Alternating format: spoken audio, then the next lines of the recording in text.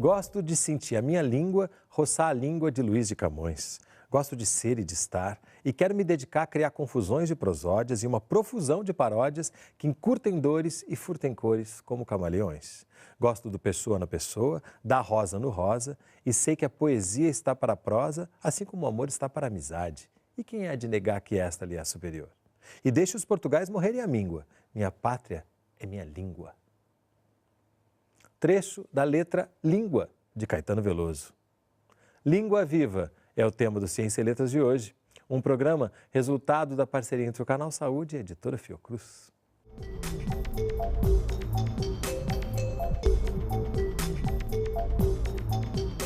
Conversam comigo no estúdio do Canal Saúde Dionísio da Silva, professor, escritor, doutor em letras e diretor do Instituto da Palavra, e Aristides Alonso, professor de literatura e comunicação da UERJ e faixa e diretor da Nova Mente. Sejam bem-vindos. Muito obrigado. Que bom estarmos reunidos aqui em torno da língua viva, né? Por mais libidinoso até que isso possa parecer, mas língua é viva. O que a gente pode recuperar, por exemplo, do nascimento das línguas, da Torre de Babel? Como é que a gente pode começar falando algo de como elas surgem, para entender como elas se movimentam, como que elas permanecem vivas? Renato, olha, em primeiro lugar o seguinte, que bom trazer um tema desse para a televisão, não é? Porque nós precisamos desses espaços. A língua, na forma escrita, a língua portuguesa, celebrou os 800 anos em 2014. Nem bem tinha celebrado, descobriu um documento mais antigo ainda. E com o tempo nós vamos ver que ela não é a última flor do lácio, viu? Ela é, no mínimo, a penúltima, antepenúltima, não é? E depois que ela muda muito. Eu vim de Portugal recentemente, experimentei com os colegas da Academia das Ciências de Lisboa que o você vai falar, você fala uma variante, porque a língua no Brasil recebeu contribuição de árabes, de índios, de judeus, nós temos algumas palavras judaicas na língua portuguesa. No Sul, então, maciçamente uma influência europeia de outras línguas, alemão, italiano, né? E nenhum outro país mostra tão bem como a língua portuguesa é viva como o Brasil. E a ponto de dizer que tem a língua portuguesa e a língua brasileira, né? Porque Certamente. Muitas vezes, até quando a gente ouve algumas coisas de português de Portugal, a gente também tem algumas dificuldades, né? E a separação está ficando cada vez maior, né?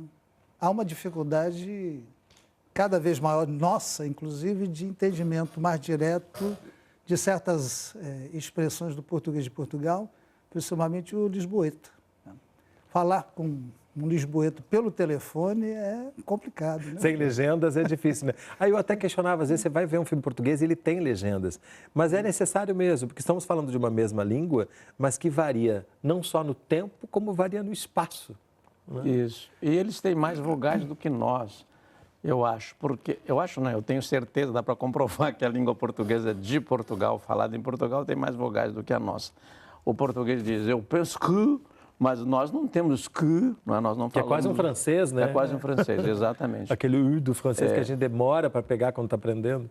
Agora, o que me desconcerta a cada dia nas minas pesquisas de frases e expressões da língua portuguesa é que alguma coisa que você acha que foi a gente que inventou dá de cara com ela no latim. Por exemplo, cara dura, né? O Cícero já usou cara dura. Não é? Então, para xingar os outros, fulano tem cara dura, tem que passar aula de peroba. Aula de peroba eles não passavam na antiga Roma porque não tinha peroba, é uma coisa da América, né? Mas cara dura tem... essas expressões atravessam os séculos numa memória oral. A memória oral, essa coisa que passa de boca em boca, como o povo diz, ela tem um poder, às vezes, até maior do que a escrita. Por exemplo, daqui a pouco você não terá mais, já não tem mais o que você gravou no computador, naqueles bolachões lá de WordStat 6.0, já não tem mais, né?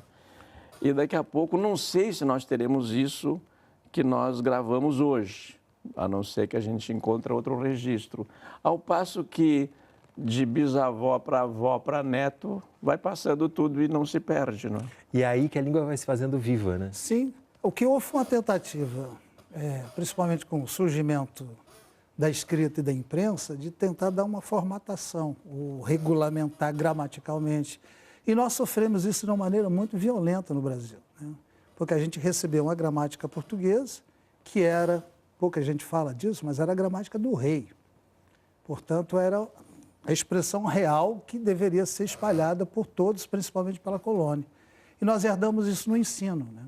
Eu costumo dizer nas minhas aulas e comentar quando dava principalmente formação de professores de literatura e de língua portuguesa, que nós vivemos uma coisa muito dividida. Quer dizer, por um lado, nós falamos uma língua e estudamos outra. Há uma dissociação muito violenta dentro da escola, o que é muito prejudicial, inclusive, para o aprendizado da língua. É natural que haja certas confusões nesse sentido, né? E principalmente no começo, né? Porque não há identificação entre o que você está estudando e a expressão mais direta que você tem falando diariamente ou falando, por exemplo, no âmbito familiar, né? Qual é o problema maior disso aí? É não reconhecimento de que nós temos uma diversidade linguística muito maior. Nós falamos realmente uma outra língua. Por isso, inclusive, trouxe alguns desses livros, né? O Macunaíma, por exemplo, do Mário, é escrito em brasileiro, como ele se propôs diretamente. Quer dizer, ele adotar mesmo uma vertente daquela época, esse livro é de 1928, de escrever em brasileiro, de escrever numa expressão mais similar à que nós teríamos na linguagem oral, né? E é uma delícia, né? Pois é. Agora, é interessante que você falou, né, o certo. Essa questão do certo e errado também, ela passa muito, ela está sempre namorando a questão da língua viva, porque muitas vezes se critica a pessoa, não, você tem que falar certo. Como é que a gente pode dizer o que é certo quando a gente está falando de uma língua viva, em que as coisas vão mudando, não só regionalmente, mas ao longo do tempo? Como é que a gente pode dizer o que é certo ou o que é errado? A gramática tradicional que impôs esse modelo, a gramática dita normativa. Porque para a linguística, por exemplo, não há certo e errado. Se você estudar... Desculpe, sim, perdão, não, por favor. Se você estudar, por exemplo, a vertente da sociolinguística ou da psicolinguística e outras mais, a ideia é o falante usou, falante é quem fala a língua desde o berço, né? Uma criança de 3 anos para Chomsky, por exemplo, já é um falante. Então, o falante usou é da língua. Não usou, não é da língua. Então, eles não trabalham com a noção de certo e de errado, mas de gramaticalidade e agramaticalidade. Às vezes, né, as pessoas falam uma coisa e perguntam, existe essa palavra? Eu digo, existe, você acabou de usar. Dizer, né? Mas eu tenho uma posição um pouquinho diferente a esse respeito, é um tanto herética. Porque eu acho assim, que você, pelo menos no meu batente de professor e de escritor, eu sou filho de operário de Minas de Carvão, de Santa Catarina, e vi como foi importante para mim dominar a norma culta. E eu fui pago pelo Estado durante 35 anos para ensinar a norma culta. E não que eu negue as outras o brasileiro já sabe. O meu aluno que chega na Estácio atualmente, ele já sabe essa variante da fala, mas ele não sabe a da norma culta. Então é essa que eu tenho que ensinar para ele. Porque senão de que lhe servirá a liberdade? Se ele protestar, fizer um requerimento e não souber este português, a sua queixa não será bem atendida, não será bem recebida. Se ele não dominar a norma culta, ele não vai entender um soneto do Camões, ele não vai entender uma poesia do Fernando Pessoa. Ele estará privado de um patrimônio que é milenar. Então, eu acho que nós temos que tomar muito cuidado. E, claro, eu entendi bem o que o meu querido Aristides falou, porque ainda mais vindo do Aristides, que é poeta e professor, ele tem esses dois mirantes como nós, como quem escreve tem, né, Aristides? Que nós somos jardineiro das palavras, fazemos buquê, contos, romances, poemas, mas somos botânicos, porque temos que ver como é que a língua se formou. Ela não veio parar na norma culta porque alguém botou ali, ela antes esteve na fala. E essa vida faz com que a fala mude também a norma culta, também. Né? Ela vai se mudando ao longo do tempo, né? Eu estou de acordo quanto a isso. A minha questão, quer dizer, uma luta que eu até fiz muito politicamente em sala de aula durante algumas décadas, era pelo reconhecimento de que essas variações todas também são outras possibilidades linguísticas. Claro. Né? Você vê que essa questão de lutar por uma língua brasileira ou a língua portuguesa do Brasil, ela é do romantismo, né? Século XIX. Alencar já tinha essa questão, Machado já tinha, Lima Barreto, os modernistas de 22 já estavam batalhando por uma expressão brasileira no sentido de reconhecer que a nossa maneira é diferente. Ela não é melhor nem pior. Com relação ao fato de dominar todos os registros, acho da maior importância. Mas Vossa Excelência me concede uma parte. Usando a voz. Ela diz, Vossa Excelência, né? Eles só faltam dizer, Vossa Excelência é um burro, porque são delicados na forma, mas na hora do conteúdo tem cada é um desastre. coisa. Mas é o seguinte, também aqui eu acho complicado, assim, fazendo uma conversa clara, que é ela que garante o trato justo, sobretudo para nós que viemos do Brasil meridional e precisamos tanto dessa conversa clara, não é? Se o Marquês de Pombal não determinasse que a língua oficial do Brasil fosse a língua portuguesa, hoje nós não teríamos nem unidade territorial, porque cada ordem religiosa ensinou a sua, não é? Os padres alemães ensinaram o alemão, alguns viajantes europeus acharam estranhíssimo que eles viajavam pelo Rio Grande do Sul, a pessoa não era nem alfabetizada em português, ela era alfabetizada em alemão e falava alemão.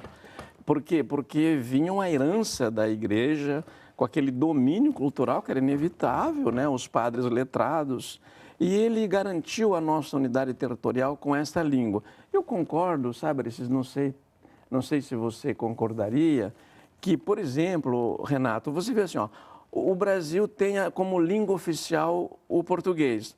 Mas os nossos jogadores da seleção brasileira, que ganham milhões por mês, podiam fazer um cursinho, não cantam nem o hino nacional. E quando falam, não é que falam errado, porque falar errado não existe. Falam é sem nexo, não tem nada para dizer. Pois é, no próximo jogo, se Deus quiser, vai melhorar, isso já sabemos. E o resto? Você não tem nada para dizer? Quer dizer, não tem o que dizer. E para concluir, Renato, os Estados Unidos não têm língua oficial. O inglês não é a língua oficial dos Estados Unidos. Ela é por força do uso, mas não tem um documento dizendo a língua oficial dos Estados Unidos é a língua inglesa. Ah, é? Não sabia não, achei que tinha... Não.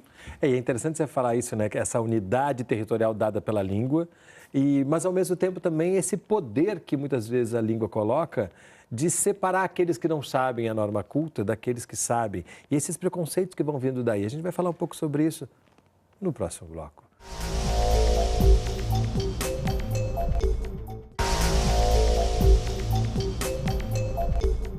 O programa Ciência e Letras está de volta conversando sobre a língua viva. Comigo, no estúdio do Canal Saúde, Dionísio da Silva e Aristides Alonso. Trazer só mais um dado aqui para a nossa questão, que é o seguinte. Calcula-se que existam mais de 300 mil palavras na língua portuguesa, mas o dicionário Aurélio traz 160 mil verbetes e o WAIS, assim que pronuncia, 228 mil. Como é que a gente pode continuar esse assunto mostrando também de como que muitas palavras que estão por aí, fazendo com que as pessoas se comuniquem, ainda não estão dicionarizadas, né? Que isso também é um processo que vai acontecendo, um processo vivo, né? Que vai... Mas o processo de dicionarização, ele é posterior, né? Primeiro a palavra entra, e se colar, ela pode ficar ou não, né? E aí o trabalho de dicionarizar vem a reboque. Você não dicionariza a palavra, autoriza a palavra para depois ela ser usada. Não, há primeiro o uso e depois a significação atribuída àquilo. Quando ela está legitimada pela fala, pelo uso, ela passa a ser... Há uma certa confusão quanto a isso. O pessoal pergunta, a palavra já consta do dicionário? Depende, vai levar um certo tempo para que ela tenha uma entrada e justifique. Cada vez mais o dicionário oficial, digamos assim, está incorporando com mais rapidez. Havia uma demora muito grande. Havia uma época em que certas palavras não eram incorporadas por serem de um outro jargão, de um outro registro, ou por terem uma vertente estrangeira.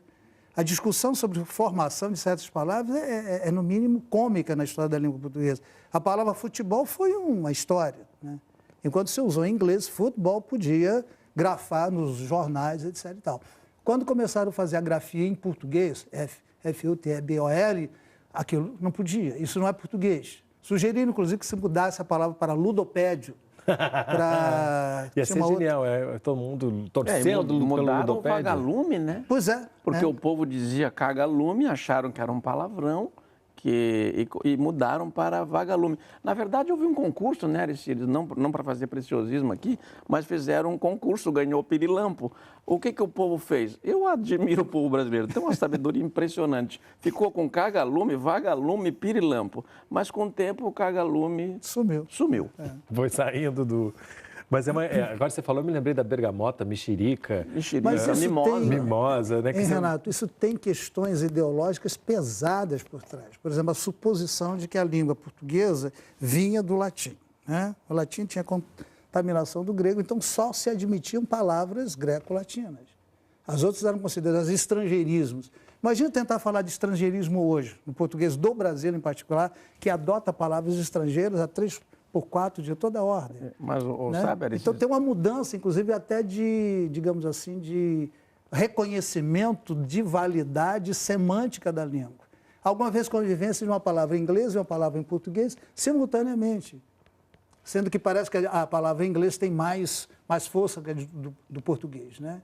O que é, inclusive, um espírito cultural nosso, porque a gente luta pelo reconhecimento de uma língua portuguesa do Brasil, entretanto, os brasileiros têm uma certa depreciação da própria língua, um certo complexo de inferioridade em relação à língua.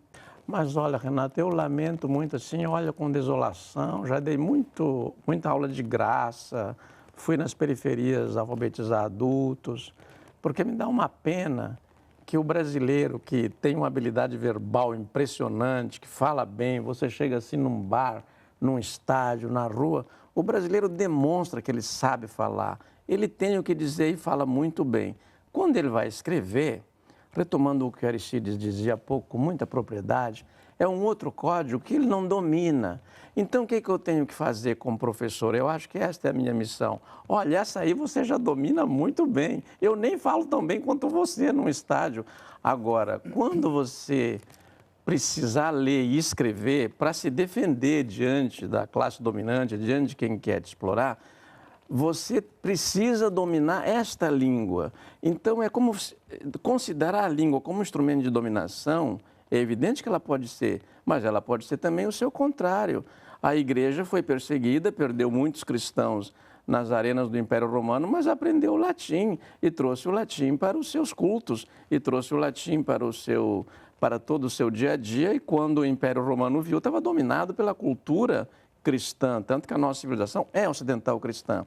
Mas dizer que a língua é apenas um instrumento de dominação, eu acho uma pobreza muito grande. Ninguém disse isso aqui hoje, nem diria. É como você dizer, ó, uma faca não presta, ela corta, ela te machuca. Não, se você usar mal, ela te machuca mesmo. A língua pode ser libertadora, inclusive, para conhecer, por exemplo, Guimarães Rosa, e que nos carrega para um universo de sensações, imagens, sonhos e concretudes que quem não se apaixona pela língua a ponto de entender a língua do Rosa, né, não tem essa experiência. Por isso que também é de libertação mesmo, é de ampliação de mundo, digamos, né? E que ele molda segundo essa língua na qual ele está se expressando, que é o português. Que quando uma vez, numa entrevista, perguntaram para ele, você cria palavras, você faz neologismos? Ele falou, não faço neologismo, não. Eu uso as potencialidades que a língua me permite. Mas aquilo está como possível no português. Aquela história que você trazia inicialmente com relação às palavras dicionarizadas, o número de palavras. Potencialmente, a língua tem muito mais palavras do que a gente usa, mas elas não são criadas, ou não foram usadas, ou não estão disponíveis na prática cotidiana, porque nós somos muito viciados linguisticamente. A gente fala mais ou menos as mesmas palavras, as mesmas frases e repete os mesmos discursos, né? Quer dizer, esse é um ponto. Agora, quando falo dessa coisa do registro, eu estou plenamente de acordo com o Dionísio quando ele diz com relação a esse desconhecimento, sim, por exemplo, da norma culta, né? O importante seria ser versado em todas as possibilidades, desde a expressão mais localizada até a formação mais genérica. Até porque eu noto um empobrecimento sintático no uso dos meus alunos. No subjuntivo, nas preposições. O mais que perfeito morreu, né? Ninguém mais usa. Só talvez no quem me der. Cada vez mais. Não é mais. Numa expressão assim, eu uso, é verdade. Cada vez mais frases só no indicativo. A regência verbal está se simplificando. O filme que eu gosto, quer dizer, já não se nota esse mais de que não se diz mais. esse de que, né, Agora, desaparecendo. mesmas palavras, viu, Aristides? Por exemplo, eu observo que houve um casal aí que surgiu há algumas décadas e um foi para o dicionário, né, que foi o Tigrão. E o Tigrão namorava a Tchutchuca, né? E a Tchutchuca morreu de mortalidade infantil, porque a Tchutchuca não foi para os dicionários, né? O Tigrão foi e ficou. Está lá no dicionário. E você levantou uma questão, Renato, muito interessante aí, que é os dicionários. É controverso esse número de palavras em circulação, porque como o brasileiro está criando palavras exatamente agora, enquanto nós estamos estudando as que já existem, não é? Calcula-se que tem cerca de 800 mil palavras em circulação. E no dicionário tem o que você disse, o Aurélio e o AIS, que são os mais consultados do país, o Michaelis tem pouco mais, tem em torno de, né, o número referencial são 300 mil verbetes. Mas acontece o seguinte, hoje não dá mais para fazer um grande dicionário da língua portuguesa, porque teria, quer dizer, não consegue fazer porque não tem verba. É impossível. O Mauro Vilar, é meu colega de Academia Brasileira de Filologia. Falei, por que não faz o AIS, não incluem as novas palavras?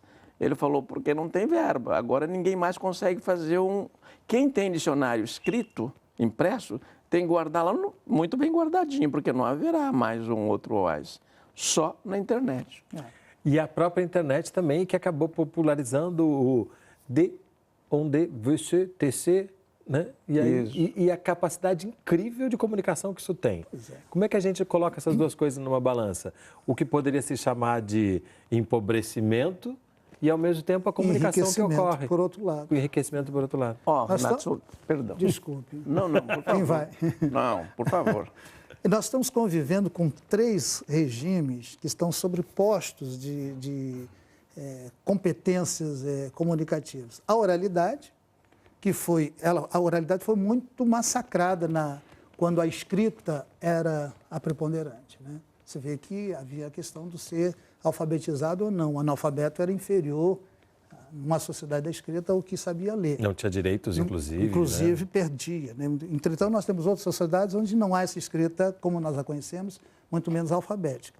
Então, nós estamos convivendo com oralidade, que foi desvalorizada, está retomando. A escrita, que foi hegemônica de um certo tempo, está perdendo prestígio. E a terceira, agora, que é o advento das novas tecnologias, que transformam tudo em escrita. Isso aqui está sendo gravado. Esta gravação é uma escrita.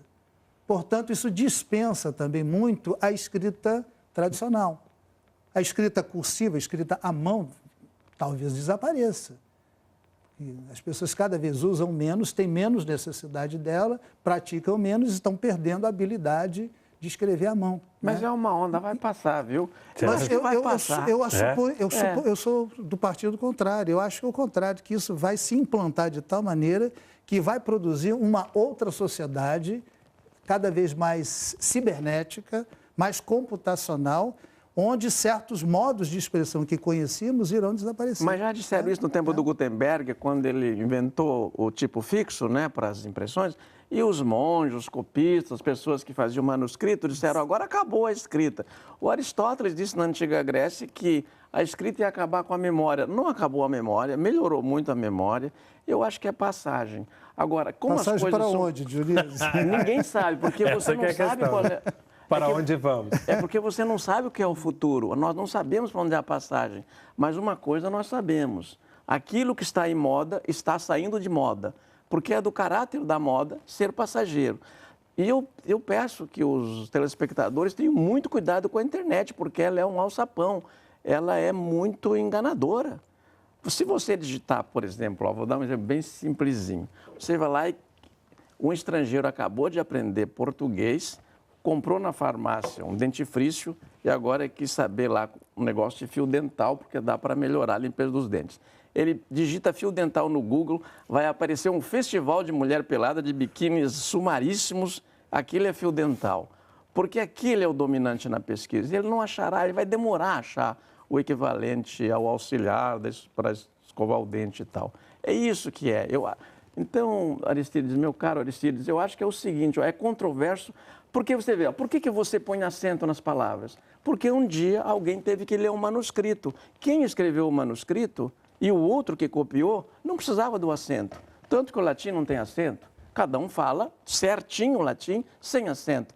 Por que tem que pôr acento? Porque o cara ia ler o manuscrito. Indiebus, ilis, stabat, essas coisas. Genial. E a língua é tão viva e ela é deliciosa, né? E como que é supremo poder dominar todas as suas possibilidades para optar como eu quero, onde eu quero e, sobretudo, para entender esse universo de coisas que andam por aí, registradas em livros. Esse objeto que eu espero também nunca saia de moda. Renato, obrigadíssimo pela presença, por causa do tempo. Mas quem sabe a gente volta aqui falando sobre outras coisas, porque é um assunto que, assim como a língua, é vivo, não tem fim. Obrigadíssimo pela presença de vocês. Obrigado a você. Muito obrigado. Obrigado, Dionísio. Imagina, obrigado. O programa Ciência e Letras é resultado de uma parceria entre o Canal Saúde e a editora Fiocruz. Se você quiser entrar em contato conosco, mandar sua crítica ou sugestão de leitura, nosso endereço eletrônico é canalsaude.fiocruz.br. A gente se vê no próximo programa. Até lá!